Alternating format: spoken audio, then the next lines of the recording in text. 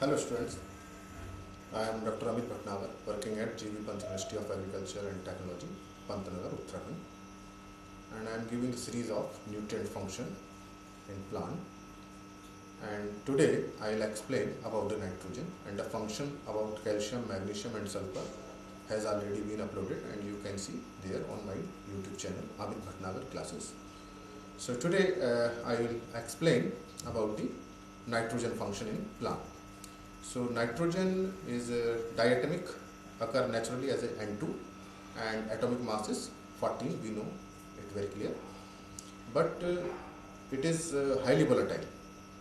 Nitrogen as such is highly volatile and its compound with oxygen and hydrogen are also volatile. This is the reason that nitrogen containing mineral and compound in soil are very less because of volatility. So most of the nitrogen in soil is in organic form, and inorganic form like salt, potassium nitrate or calcium nitrate or magnesium nitrate salt are very less. Okay, so just because of high volatility, nitrogen is absorbed in the form of either nitrate or ammonia. So nitrate and ammonium form, and this is anion form and this is cation form. Okay, and both forms are absorbed by plant, but because of anion, nitrate is more mobile in soil as compared to ammonium. Secondly, in soil there are aerobic condition, oxygen is there, so under aerobic condition this nitrate form exists more over ammonium form. This is the reason that plant prefer nitrate over ammonium because of two reasons. Number one is high mobility of nitrate as compared to ammonium. Secondly, there is predominance of nitrate over ammonium in soil because of oxidized condition. If there are reduced condition, अगर soil में पानी भरा हुआ है, oxygen की कमी है, reduced condition है, then in this situation, which form will exist? Ammonium form. But in most of the field crop, except rice, soil condition कैसी रहती है? एरोबिक रहती है. इसी कारण से फील्ड में क्या रहता है? नाइट्रेट ज़्यादा रहता है, अमोनियम कम रहता है. लेकिन वाटरलॉक फील्ड में क्या होगा? अमोनियम ज़्यादा होगा. तो इसी कारण से जो राइस किसको प्रेफर करेगा? अमोनियम को करेगा, क्योंकि वहाँ क्या है? अमोनियम की डोमिनेंस है. तो अगर सॉइल में अमोनियम है और प्लांट उसको नहीं ले पा रहा है तो ऐसी स्पीसीज एग्जिस्ट नहीं करेंगी. तो जो भी वाटरलॉक कंडीशन में जो भी स्पीसीज एग्जिस्ट करती हैं वो चूंकि अमोनियम को एब्जॉर्ब करती हैं, दैट्स व्हाई दे एग्जिस्ट. अगर वो अमोनियम को नहीं ले पाएंगी तो एग्जिस्ट नहीं करेंगी. तो सिंपली यही रीजन है कि नाइट्रेट की प्रेफरेंस ओवर क्यों होती है over ammonium. Okay, and these nitrate and ammonium, beside these, some little amount of amino acids is also absorbed, but very little amount, and very little amount of urea. So absorption form amino acids and urea. These two form are also absorbed by plant, but amount is very little. So little amount, very small amount. तो हम ये नहीं कह सकते कि इनका absorption soil से नहीं होता है, लेकिन इनकी क्या होती है? बहुत कम क्वांटिटी एब्जॉर्ब होती है. यूरिया एज सच भी प्लांट एब्जॉर्ब कर लेता है. तो ये भी हमें ध्यान रखना है कि यदि हमारा ऑप्शन में रहता है कि कौन सी फॉर्म एब्जॉर्ब नहीं करता है, तो लेकिन यूरिया उसमें करता है. Okay, so these forms exist in soil and plant absorb. अब एब्जॉर्प्शन के बाद क्या होगा? कहाँ जाएगा? रूट में जाएगा. And these root translocate either nitrate और अमोनियम टू लीव्स. लेकिन कुछ रिडक्शन नाइट्रेट का, थोड़ा सा रिडक्शन रूट में भी होता है. हालांकि जो मेजर जो पार्ट है वो किस में होता है? लीफ में होता है. लेकिन जो नाइट्रेट का रिडक्शन होगा वो किस में होगा? थोड़ा सा रूट में भी रहता है. तो how this nitrate reduction take place? This is nitrite, this is nitrite, and this nitrite converted into ammonia. Okay, so here nitrate reductase enzyme is there, and उधर कहाँ पे होगा? Nitrite reductase. So here nitrate reductase enzyme, nitrate reductase enzyme, और यहाँ क्या होता है? Nitrate reductase में कौन सा न्यूट्रिएंट होता है? मॉलिब्डेनम होता है. तो अगर मॉलिब्डेनम की डेफिशिएंसी होगी तो क्या रहेगा? नाइट्रेट एज सच रहेगा, नाइट्रेट में कन्वर्ट नहीं होगा, तो नाइट्रोजन का यूटिलाइजेशन नहीं होगा. Then another enzyme which is involved is nitrite reductase. So these two enzymes are involved. Okay, and this ammonium is also converted into ammonia, and urea also converted into ammonia. इसका मतलब क्या हुआ कि चाहे nitrate absorb हो, चाहे ammonium absorb हो, चाहे यूरिया एज सच एब्जॉर्ब हो, किसमें कन्वर्ट होगा, अमोनिया में कन्वर्जन होगा। यहाँ देखिए कि नाइट्रेट का कन्वर्जन किस में हो रहा है, अमोनिया में हो रहा है, अमोनियम का भी अमोनिया में हो रहा है। तो यहाँ पे देखिए प्लांट को ज्यादा एनर्जी एक्सपेंड करनी पड़ रही है, तो अमोनियम के एब्जॉर्प्शन में प्लांट को कम एनर्जी एक्सपेंड करनी पड़ती है और नाइट्रेट को एब्जॉर्ब करके एसिमुलेट करने में ज्यादा एनर्जी इन्वॉल्व करनी पड़ती है। तो प्लांट का एनर्जी लेवल कहाँ डाउन हो जाएगा, यहाँ हो जाएगा। Despite it plant prefer nitrate over ammonium. क्यों, उसका मैं अभी पहले रीजन बता चुका हूँ, क्योंकि ये डोमिनेंट फॉर्म होती है इन सॉइल एंड मोबिलिटी भी क्या है, ज्यादा है। तो ये एब्जॉर्प्शन जब हो जाएगा अमोनिया का, इसके बाद ये अमोनिया का कन्वर्जन होगा, फिर जो है इस अमोनिया के बाद एसिमुलेशन होगा डिफरेंट पार्ट्स में। अब ये जो एसिमुलेशन होता है कहाँ होता है, रूट में भी होता है और लीफ में भी होता है, लेकिन रूट में इसकी क्वांटिटी क्या है, कम है। ओके, सो इन रूट, अब इसमें क्या है, जब रिडक्शन हो रहा है तो इन रिडक्शन में क्या चाहिए, एनर्जी चाहिए। तो ये देखिए कंप्लीट केमिकल रिएक्शन नहीं है, ये सिर्फ मैंने एक बहुत ब्रीफ आपको बताया है। तो इसके रिडक्शन में क्या लगेगा, एनर्जी लगेगी। यहाँ से जब यहाँ पे जाएंगे तो एटीपी इन्वॉल्व होगा, फिर नाइट्रेट से अमोनियम में भी एटीपी इन्वॉल्व एनर्जी का रहता है, चाहे इलेक्ट्रॉन का हो ट्रांसफर हो, चाहे हाइड्रोजन से हो, उसको रिड्यूसिंग पावर चाहिए। अगर ये रिडक्शन लीफ में हो रहा है तो रिड्यूसिंग पावर कहाँ से आती है, लाइट रिएक्शन से आती है, फोटोसिंथेसिस से आती है। अगर ये रूट में हो रहा है तो कहाँ से हो गया, रेस्पिरेटरी एनर्जी से जो हमारी रहती है, जो रेस्पिरेशन से जो एनर्जी आती है वो इसमें इन्वॉल्व रहती है। तो ये इसका मतलब कि लीफ में जो जल्दी रिडक्शन हो जाएगा, क्योंकि लाइट एनर्जी से फोटोसिंथेसिस होता रहता है और उससे एनर्जी मिलती रहेगी। ओके, तो ये हमारा लीफ और रूट में हुआ इसका एसिमुलेशन एब्जॉर्प्शन। लेकिन अगर हम C3 एंड C4 की प्लांट की बात करें, C3 एंड C4 प्लांट्स, तो इन C3 plants this nitrate reduction and CO2 reduction, जो मतलब photosynthesis, CO2 reduction means photosynthesis, इसका मतलब जो नाइट्रोजन का रिडक्शन हो रहा है और जो CO2 रिडक्शन हो रहा है कहाँ होगा, मेसोफिल सेल्स में होगा। But in case of C4 plants the CO2 reduction take place in bundle sheath cell and nitrate reduction in mesophyll cell. In C4 plant, there are two type of cell: bundle sheath cell, and mesophyll cell. Okay, and in bundle sheath cell, CO2 reduction take place, and here nitrate reduction take place.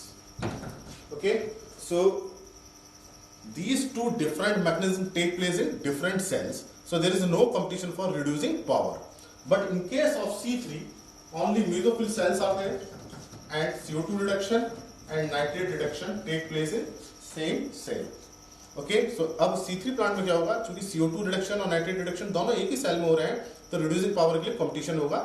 तो definitely क्या होगा, nitrogen की use efficiency क्या हो जाएगी, C3 में कम हो जाएगी। This is the reason that in C4 plant nitrogen use efficiency is high just because of different cells. तो ये जो डिफरेंट मैकेनिज्म हो रहे हैं डिफरेंट सेल्स में हो रहे हैं, तो ये C3 एंड C4 के न्यूट्रिएंट यूज एफिशिएंसी या नाइट्रोजन यूज एफिशिएंसी में डिफरेंस का रीजन होता है। अब यहाँ क्या है, CO2 का देखिए कंपटीशन नाइट्रेट से नहीं हो रहा है रिड्यूसिंग पावर के लिए, तो CO2 फिक्सेशन भी क्या होगा, ज्यादा होगा। तो इसका मतलब कि जो CO2 फिक्सेशन एफिशिएंसी जो होगी वो किस में ज्यादा हो जाएगी, C4 में ज्यादा हो जाएगी। तो जो दूसरी यूज एफिशिएंसी है, जो इनपुट यूज एफिशिएंसी है या वाटर यूज एफिशिएंसी है, वो भी क्या हो जाएगी, C4 में ज्यादा हो जाएगी। This is the reason that C4 species are more efficient than C3 species. उसके बहुत सारे रीजंस हैं, लेकिन एक जो सिंपल रीजन मैंने आपको ये बताया कि ये जो दोनों मैकेनिज्म होते हैं, nitrate reduction and CO2 reduction, take place in different cells. Okay, अब इसमें क्या होता है, देखिए नाइट्रेट क्या होता है, transpiration stream through xylem move कर जाता है, तो इसकी मोबिलिटी क्या है, नाइट्रेट की ज्यादा है।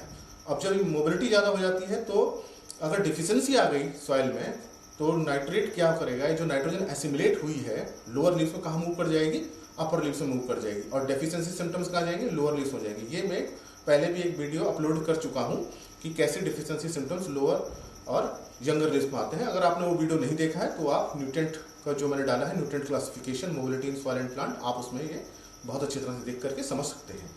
तो अभी जो हमारा ये चल रहा है कि कैसे नाइट्रेट रिडक्शन और CO2 रिडक्शन हो रहा है। ओके, तो हमारा जो मेजर है नाइट्रेट रिडक्शन पे ही है।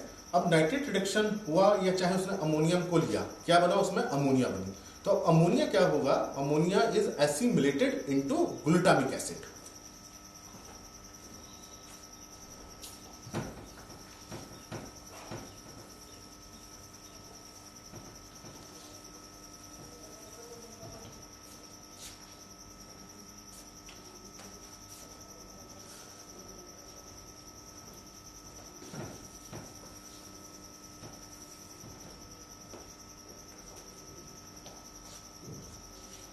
अमोनिया।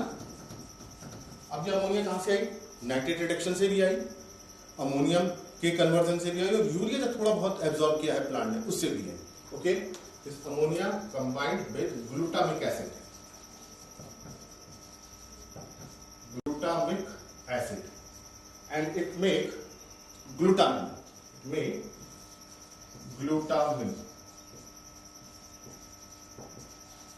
इसमें देखिए बहुत एंजाइम्स इन्वॉल्व रहते हैं, एनर्जी इन्वॉल्व रहती है, मैं उसमें कुछ एक्सप्लेन नहीं कर रहा हूँ, जस्ट हम एक एग्नोमिस्ट का हमारा क्या व्यू है मैं उसको बता रहा हूँ, इसकी हम बहुत फिजियोलॉजी में नहीं जा रहे हैं, अगर हम इसकी फिजियोलॉजी देखेंगे तो बहुत डीप हो जाएगा, हमको केवल एक सिंपल सेंस में इसको समझना है कि अमोनिया जो बनी है चाहे नाइट्रेट रिडक्शन से चाहे अमोनियम से, वो किससे कंबाइन करेगी? ग्लूटामिक एसिड से, and it will form glutamine, and this glutamine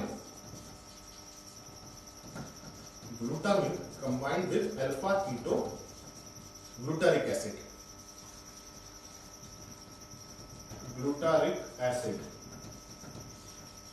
and it make glutamic acid.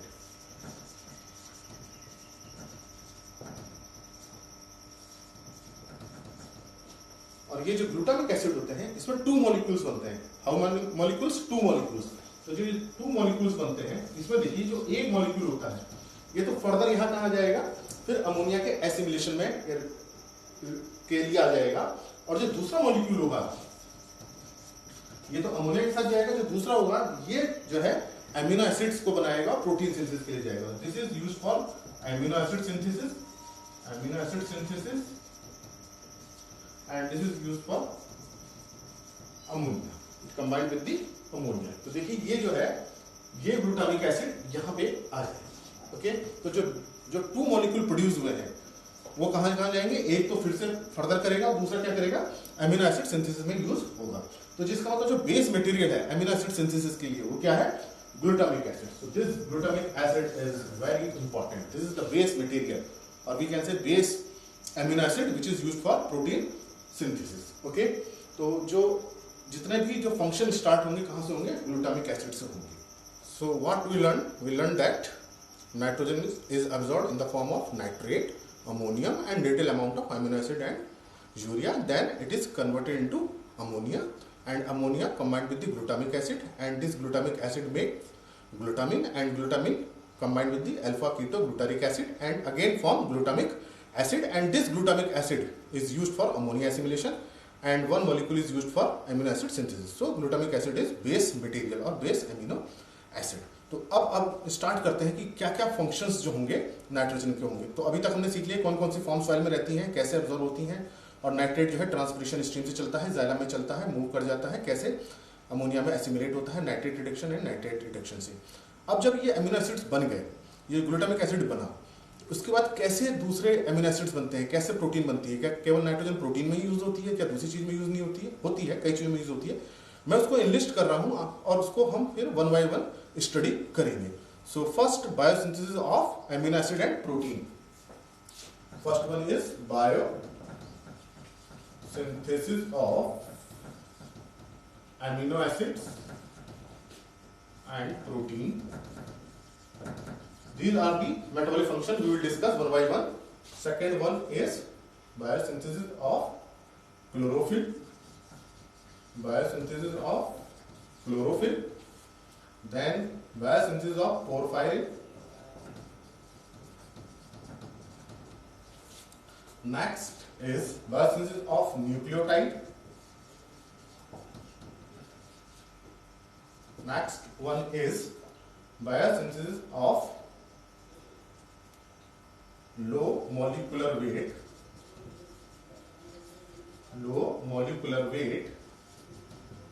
organic nitrogen compounds. इसमें कई डिफरेंट कंपाउंड्स होते हैं, low molecular weight organic compounds बहुत सारे हैं, यूराइड्स है, एलेंटोइन है, एलेंटोइक एसिड्स है, पिट्रोसिन है, बिटाइन है, कई सारी चीजें उसको हम डिस्कस करेंगे 1 by 1। Then biosynthesis of lignin. अब देखिए लिग्निन जो है पॉलीफेनोलिक कंपाउंड, इसमें कार्बन हाइड्रोजन ऑक्सीजन होता है, इसमें नाइट्रोजन नहीं होती है लिग्निन में, फिर भी इसके सिंथेसिस के लिए नाइट्रोजन की जरूरत होती है, क्यों होती है इसको डिस्कस करेंगे। Then biosynthesis of phytosiderophore siderophore. ये फाइटोसाइटोफोर्स क्या होते हैं? प्लांट रूट सिक्रीट करती हैं एब्जॉर्प्शन के न्यूट्रिएंट के लिए। बहुत सारे फाइटोसाइटोफोर्स हैं जो आयरन के एब्जॉर्प्शन को इंक्रीज करते हैं। एक्चुअली ये एसिड्स होते हैं फाइटोसाइटोफोर्स। ये इन एसिड्स को बनाने के लिए भी नाइट्रोजन की जरूरत होती है। हालांकि nitrogen is not a component, उसका कंस्टिट्यूएंट नहीं होता है, उसका पार्ट नहीं होता है, उसके बाद भी इनके लिए नाइट्रोजन की जरूरत होती है। Then so this is 7 number. Then 8 one is utilization of carbohydrate. Utilization of carbohydrates. जो कार्बोहाइड्रेट्स बने हैं उनकी यूटिलाइजेशन में नाइट्रोजन का बहुत इंपॉर्टेंट रोल है, क्योंकि कार्बोहाइड्रेट के बाद ही क्या बनेंगी या उनसे प्रोटीन्स बनेंगी, तो ये बहुत इंपॉर्टेंट है नाइट्रोजन का। Then biosynthesis of vitamin and biosynthesis of hormones. This is the list we will discuss one by one. Here nitrogen is involved in biosynthesis of these compounds. इसको one by one हम study करेंगे। तो इतने जब हम functions पढ़ लेंगे तो हमको नाइट्रोजन की पूरी क्लियरिटी हो जाएगी, और कोई भी क्वेश्चन अगर हमारा आता है नाइट्रोजन से तो हम उसको बिल्कुल क्लियर कर सकते हैं। तो हमें केवल एमिनो एसिड और प्रोटीन और क्लोरोफिल, यही हमें 2-3 रोल पता होते हैं नाइट्रोजन के, जबकि ऐसा नहीं है। नाइट्रोजन बहुत सारी चीज़ों में इन्वॉल्व है, तो हम इतनी फिजियोलॉजी डीप में नहीं जाएंगे, केवल एक एग्रोनॉमिस्ट या एक एग्रीकल्चरिस्ट पॉइंट ऑफ व्यू से हम इनकी स्टडी करेंगे। So first role is biosynthesis of amino acid and protein. अभी हमने इससे पहले क्या डिस्कस किया था कि जब नाइट्रेट या अमोनिया का जो एसिमिलेशन होता है सबसे पहले क्या बनता है? ग्लूटामिक एसिड बनता है। Okay, so first product is glutamic acid and this is very very important. अब इस ग्लूटामिक एसिड से ही दूसरे एमिनो एसिड्स बनते हैं। अब जो एमिनो एसिड्स का जो एमाइड ग्रुप होते हैं वो बनते हैं, फिर कार्बन चेन जो है शिफ्ट होती है। एक बहुत लंबा फिजियोलॉजिकल प्रोसेस है।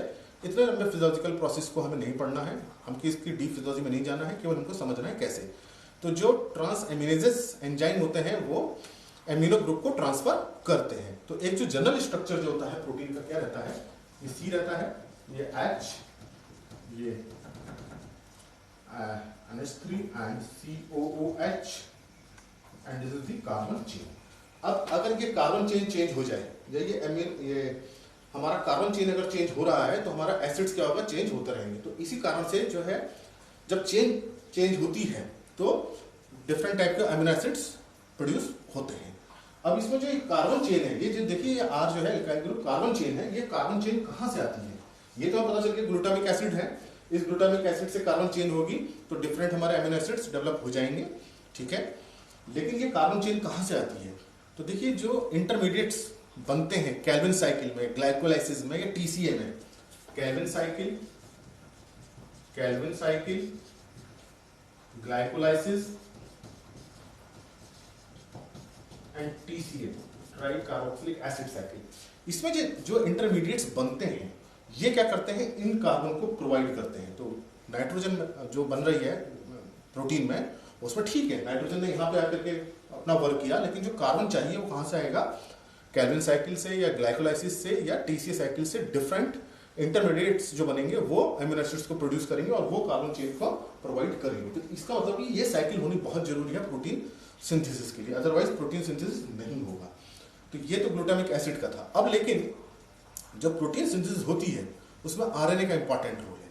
देखिए क्या होगा, न्यूक्लियस में क्या रहेगा? डीएनए रहेगा। डीएनए से क्या होगा? ट्रांसक्रिप्शन होकर मैसेंजर आरएनए बनेगा। उसका मैसेंजर आरएनए क्या करेगा? एक कोड देगा जिस कारण से डिफरेंट अमीनो एसिड्स बनेंगे और वो एक सीक्वेंस में जुड़ेंगे। तो इस सीक्वेंस जुड़ने की जो इन्फॉर्मेशन कौन देता है? वो मैसेंजर आरएनए देगा जो मैसेज ले जाएगा। इस प्रोसेस को बोलते हैं ट्रांसलेशन। तो हमारे कितने प्रोसेस होंगे? ट्रांसक्रिप्शन एंड ट्रांसलेशन, 2 प्रोसेस होंगे। इसको मैं बहुत ब्रीफ में बता रहा हूँ, इसकी हमें बहुत बायोकेमिस्ट्री नहीं पढ़नी, लेकिन एक हमें बहुत एक जनरल आइडिया होना चाहिए। First is transcription and second is translation. So there are 2 processes. In case of transcription, DNA will provide messenger RNA. तो DNA का जो डबल स्टैंडर्ड होता है उससे क्या बनेगा? मैसेंजर आरएनए बनेगा। अब ये मैसेंजर आरएनए क्या होगा? ये कहाँ आ जाएगा? ये आ जाएगा साइटोप्लाज्म में। ये कहाँ था? पहले न्यूक्लियस में था। कहाँ था ये? न्यूक्लियस में। ओके, कहाँ जाएगा, ये साइटोप्लाज्म में जाएगा। अब साइटोप्लाज्म में क्या होगा, साइटोप्लाज्म में राइबोसोम्स रहेंगे, ये राइबोसोम इस तरह का रहेगा राइबोसोम, ओके। तो ये मैसेंजर आरएनए यहाँ आएगा और ये मैसेंजर आरएनए यहाँ आकर के इसके ऊपर राइबोसोम मूव करेगा, ठीक है। ये मैसेंजर आरएनए यहाँ आएगा। अब ये एक मैसेज देगा कि कौन से अमीनो एसिड्स को आना है राइबोसोम के ऊपर। तो देखिए क्या है, साइटोप्लाज्म क्या रहेंगे, बहुत सारे अमीनो एसिड्स रहेंगे। तो अब ये क्या करेगा, एक कोड देगा, ट्रांसलेट करेगा, ट्रांसलेशन करेगा अमीनो एसिड्स के लिए। किसके लिए, amino, joining of amino acids, joining of amino acids, ये एक कोड देगा। तो क्या होगा, जो ट्रांसफर आरएनए, जो टीआरएनए होगा, टीआरएनए वो जो है इन अमीनो एसिड्स को लेकर के आएगा। यहां रोल किसका होगा, टीआरएनए का रोल होगा, ट्रांसफर आरएनए का रोल होगा।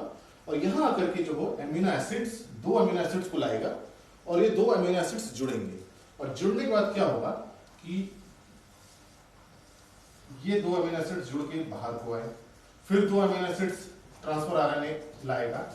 तो ये कौन से अमीनो एसिड्स लाएगा, जिसका मैसेज कौन दे रहा है, मैसेंजर आरएनए दे रहा है, ओके। फिर ये दो अमीनो एसिड्स आएंगे, ये दो जुड़ेंगे। तो इस तरह से अमीनो एसिड्स जुड़ते जाएंगे और ये क्या होता जाएगा, इस तरह से जो राइबोसोम के ऊपर ये देखिए अमीनो एसिड इस तरह से जुड़ते चले जाएंगे,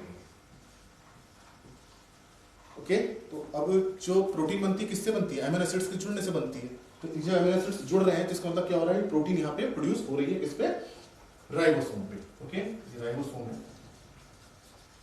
ओके। तो इसका मतलब जो प्रोटीन सिंथेसिस हो रहा है कहाँ हो रहा है, वो राइबोसोम पे हो रहा है। तो इसका मतलब कि जो प्रोटीन सिंथेसिस का जो मेन साइट है वो क्या है, ribosome. That's why ribosomes are called factories of protein synthesis. तो हम इसको क्या कह सकते हैं, फैक्ट्रीज ऑफ प्रोटीन सिंथेसिस। तो ये एक प्रोसेस है, मैंने बहुत इसको ब्रीफ में किया, हालांकि इसकी बायोकेमिस्ट्री फिजियोलॉजी बहुत डीप है। तो लेकिन दो प्रोसेस हमें पता होने चाहिए, ट्रांसलेशन एंड ट्रांसक्रिप्शन। ट्रांसलेशन में क्या होगा, डीएनए से क्या बनेगा, मैसेंजर आरएनए बनेगा। ये मैसेंजर आरएनए साइटोप्लाज्म में आकर के राइबोसोम के ऊपर आ जाएगा, एक मैसेज देगा कि कौन से अमीनो एसिड्स आने हैं। उन अमीनो एसिड को कौन लाएगा, टीआरएनए लाएगा। टीआरएनए कहां पर आ जाएगा, राइबोसोम में। इसको मैसेंजर आरएनए के ऊपर अमीनो एसिड्स जुड़ने शुरू हो जाएंगे और इस तरह से जब चेन कंप्लीट हो जाएगी, मैसेंजर आरएनए यहां से हट जाएगा, पूरी प्रोटीन जो है बन करके तैयार हो जाएगी। So this is the process of biosynthesis of amino acid and protein. तो हमारे कितने अमीनो एसिड्स चाहिए प्रोटीन सिंथेसिस के लिए, 20 अमीनो एसिड्स जो है, 20 amino acids are required for protein synthesis. अगर इस 20 में एक भी कम हुआ तो प्रोटीन सिंथेसिस नहीं होगी। तो ये, लेकिन इनके नंबर चेंज हो सकते हैं, कई सारे हो सकते हैं। जैसे मैंने सल्फर का जो मैंने वीडियो अपलोड किया है उसमें मैंने बताया कैसे सल्फर हेल्प कर रहा है प्रोटीन सिंथेसिस में। आप उस लेक्चर को देखिए तो आपको और समझ में आएगा कि कैसे जो है हेल्पफुल है सल्फर प्रोटीन सिंथेसिस में, क्योंकि जो हमारे दो अमीनो एसिड्स हैं उसमें क्या है, सल्फर जरूरी है। तो इन अमीनो एसिड्स का बनना जरूरी है, वो किससे होगा, नाइट्रोजन सल्फर से होगा। फिर इनका जुड़ना जरूरी है, वो कहाँ होगा, राइबोसोम पे होगा। कौन जोड़ेगा इसको, मैसेंजर आरएनए कोड करेगा। कौन लाएगा, ट्रांसफर आरएनए लाएगा। कहाँ से आएंगे, डीएनए से आएंगे। तो देखिए कितनी बड़ी साइकिल चल रही है। तो इस साइकिल को हमें केवल ब्रीफ में समझना है, ट्रांसक्रिप्शन एंड ट्रांसलेशन, ओके। तो ये मैंने एक आपको बहुत ब्रीफ बताया, फिर से मैं आपको बहुत जल्दी समराइज कर दे रहा हूँ कि कहाँ आएगा, अमोनिया बनेगा, चाहे नाइट्रेट रिडक्शन से चाहे अमोनिया से। अमोनिया से फिर क्या बनेगा, प्रोसेस होकर ग्लूटामिक एसिड बनेंगे, ये बेस मेटल बनेगा। उसके लिए कार्बन स्केलेटन आते हैं, इंटरमीडिएट्स जो होते हैं कैल्विन साइकिल के, ग्लाइकोलाइसिस के या टीसीए साइकिल के, वो कार्बन चेन को प्रोवाइड करते हैं। एमिनो एसिड्स जो एमाइड्स होते हैं वो ट्रांसफर होते हैं ट्रांसएमिनेसेस से। कार्बन साइकिल जो चेन होती है वो ट्रांसफर होती है। तो डिफरेंट टाइप को एमिनो एसिड्स बन जाते हैं जब एमाइड एक कार्बन चेन से दूसरे कार्बन चेन पर ट्रांसफर होता है।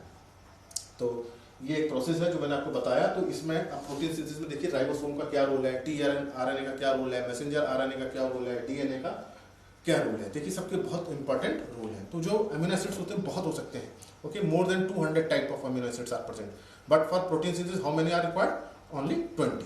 तो ये एक रोल फंक्शन है नाइट्रोजन का। अब हम पढ़ते हैं biosynthesis of chlorophyll.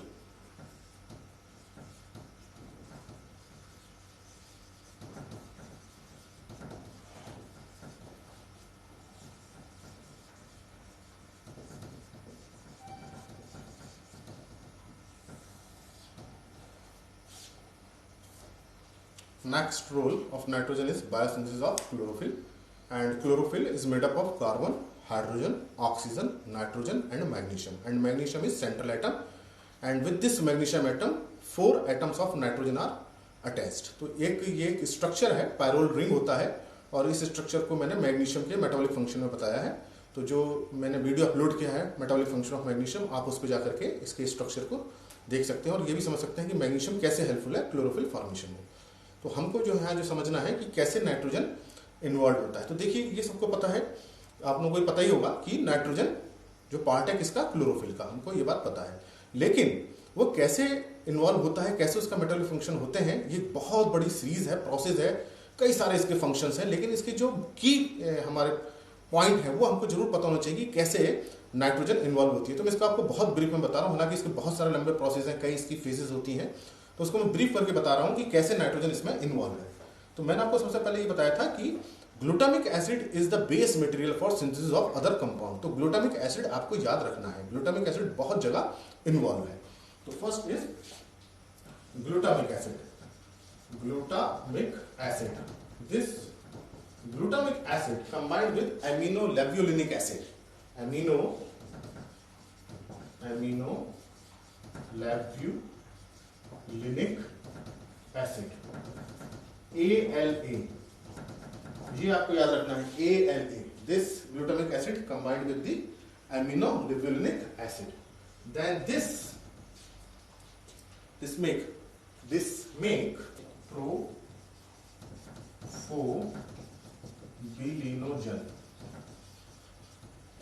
प्रोफोबिलिनोजन PVG।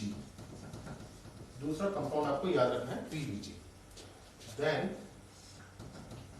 It makes protoporphyrin, protoporphyrin 9। Okay, then magnesium ion is inserted here. So there are several steps. I have omitted these steps. मैंने वो स्टेप्स को हटा दिया है, कई सारे स्टेप्स हैं, सिर्फ मैं आपको की वाले बता रहा हूँ। प्रोटोपोरफायरिन 9 बनेगा, उसके बाद क्या होगा, उसमें मैग्नीशियम का मॉलिक्यूल इंसर्ट करेगा, then it make chlorophyll. Okay, so what are the key points to remember? First is glutamic acid, which is the base material for chlorophyll। तो ये क्वेश्चन आ सकता है कि क्लोरोफिल किस अमीनो एसिड से स्टार्ट होता है chlorophyll formation. Second is aminolevulinic acid, तो ये क्वेश्चन आ सकता है कि कौन सा एसिड इन्वॉल्व है क्लोरोफिल फॉर्मेशन में। Okay, aminolevulinic acid, then PVG, porphobilinogen, then protoporphyrin, then insertion of magnesium, then chlorophyll. तो देखिए ये आपको 3 या 4 स्टेप नजर आ रहा है, लेकिन ये बहुत बड़ा प्रोसेस है और इसका जो बायोकेमिस्ट्री बहुत लॉन्ग है। तो इसको हमें नहीं समझना है, केवल हमें इतना समझना है कि कौन कौन से इंपॉर्टेंट मॉलिक्यूल्स जो इसमें रहते हैं। तो एमिनोलेवुलिनिक एसिड, ग्लूटामिक, प्रोफोबिलिनोजन एंड प्रोटोपोरफायरिन। ओके, तो ये जो है कंपाउंड्स हैं जो इन्वॉल्व रहते हैं क्लोरोफिल में। Next function of nitrogen is biosynthesis of porphyrin. So what are these porphyrin? ये जो एक्चुअली पोरफायरिन क्या है, ये ऑर्गेनिक स्ट्रक्चर्स होते हैं, ठीक है, जो प्रोटीन्स में रहते हैं। तो जो मेनली जो हीमोग्लोबिन प्रोटीन है प्लांट्स में उसमें जो हीम जो है वो पोरफायरिन है, स्ट्रक्चर है। तो हीम का जो बायोसिंथेसिस है बहुत इंपॉर्टेंट है इन केस ऑफ पोरफायरिन। तो इसमें प्लांट्स के केस में भी हीमोग्लोबिन होता है, जैसे ह्यूमन बॉडी में हीमोग्लोबिन है वैसे ही प्लांट्स में भी हीमोग्लोबिन होता है। जैसे फॉर एग्जाम्पल लैग हीमोग्लोबिन जो किस में रहता है, लेग्यूम में रहता है, तो इसको हम बोलते हैं सिम्बायोटिक लैग हीमोग्लोबिन। इस तरह से नॉन सिम्बायोटिक हीमोग्लोबिन होती है जो कि सभी प्लांट्स में होती है। एक होती है ट्रंकेटेड हीमोग्लोबिन। तो 3 तरह की हीमोग्लोबिन प्लांट में रहती हैं, सिम्बायोटिक हीमोग्लोबिन जिसका एग्जांपल लैग हीमोग्लोबिन है, नॉन सिम्बायोटिक एंड ट्रंकेटेड। तो ये हमें सिर्फ एक नॉलेज के लिए पता होना चाहिए। तो जो पोरफायरिन है उसमें जो सबसे इंपॉर्टेंट स्ट्रक्चर है पोरफायरिन का, that is heme, HEME, heme. कहीं कहीं आप इसकी स्पेलिंग HAEM भी देख सकते हैं, वो ब्रिटिश लैंग्वेज में अलग वर्ड हो जाते हैं। तो जो हीम है, और हीम क्या है, आयरन कंटेनिंग प्रोटीन है। This is iron containing protein, and this heme protein is very important. Okay, plant function के लिए इस हीम का बनना बहुत जरूरी है, बहुत इंपॉर्टेंट प्रोटीन है। तो जो इसका बायोसिंथेसिस होता है सिमिलर टू क्लोरोफिल, जैसे क्लोरोफिल में सिंथेसिस हो रहा है वही इस टाइप्स जो है इस हीम सिंथेसिस के भी है। Glutamic acid combined with aminolevulinic acid, then formation of PBG, then protoporphyrin 9, then insertion of iron, okay, then it make heme. यहां पे देखिए क्या हो रहा था, क्लोरोफिल के केस में मैग्नीशियम का इंसर्शन हो रहा था, यहाँ पे किसका है, आयरन का है। तो सेम प्रोसेस है। तो पोरफायरिन का जो सबसे अच्छा एग्जांपल किसका है, हीम प्रोटीन का है, ओके। और ये हीम प्रोटीन किसके लिए जरूरी है, हीमोग्लोबिन के लिए जरूरी है। तो हीमोग्लोबिन को केवल आप ब्लड से मत समझिए, लैग हीमोग्लोबिन है, बहुत तरह की ग्लोबिन प्रोटीन होती है, ओके, जो प्लांट में बहुत सारे फंक्शंस में हेल्प करती है। तो ये जो फंक्शन था नाइट्रोजन का, biosynthesis of porphyrin. So students, it was the metabolic function of nitrogen. Okay, in next video lecture I will upload the other metabolic function like nucleotide, utilization of carbohydrate, lignin formation, vitamin, hormone, etc. Thank you very much.